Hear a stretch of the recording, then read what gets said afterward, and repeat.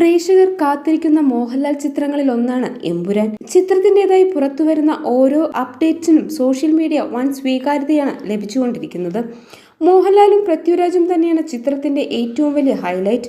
2019 release ചെയ്ത Lucifer എന്ന ചിത്രത്തിന്റെ രണ്ടാം ഭാഗമായ ചിത്രം തികച്ചും അബ്രാം ഖുറേഷിയുടെ കഴിഞ്ഞ കാലത്തെക്കുറിച്ചായിരിക്കും പറയുക. ലൂസിഫറിൽ പീതാംബരൻ എന്ന കഥാപാത്രമായി എത്തിയത് നടൻ നന്ദുവായിരുന്നു. എമ്പുരാന്റെ ചിത്രീകരണം നടന്നുകൊണ്ടിരിക്കുകയാണിപ്പോൾ. ഇപ്പോഴിതാ ലൂസിഫറിനെ മന്ത്രിസഭയിൽ അംഗീകരിക്കുന്ന പീതാംബരനും എമ്പുരാനിൽ ചേർന്നിരിക്കുകയാണ്. മഞ്ജു വാര്യർക്കും സായികുമാറിനൊപ്പമുള്ള ചിത്രങ്ങളാണ് നന്ദു സോഷ്യൽ മീഡിയയിൽ പങ്കുവച്ചിരിക്കുന്നത്. ഒരുപാട് നാളുകൾക്ക് ശേഷം പ്രിയദർശിനി രാംദാസിനെയും വർമ്മസാറിനെയും കണ്ടുവെന്നാണ് നന്ദു പോസ്റ്റ് പങ്കുവച്ച് കുറിച്ചത്.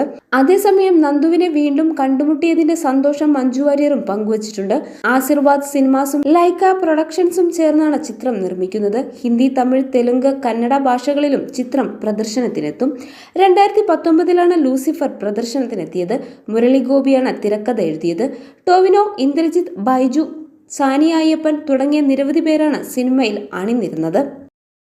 എമ്പുരാൻ മലയാളത്തിനു പുറമെ ഹിന്ദി, തമിഴ്, തെലുങ്ക് ചിത്രങ്ങളിലും പ്രദർശനത്തിനെത്തും. ആശീർവാദ് സിനിമാസിനൊപ്പം തമിഴിലെ പ്രമുഖ നിർമ്മാതാക്കളായ ലൈക്ക പ്രൊഡക്ഷൻസും ചേർന്നാണ് നിർമ്മാണം. ലൂസിഫറിലെ അഭിനേതാക്കളായ പൃഥ്വിരാജ്, ടൊവിനോ തോമസ്, മഞ്ജു വാര്യർ, ശശി കപൂർ, ഇന്ദ്രജിത്ത്, ബൈജു സന്തോഷ്, സാനിയ അയ്യപ്പൻ തുടങ്ങിയവരും പുതിയ ചിത്രത്തിന്റെ ഭാഗമാണ്.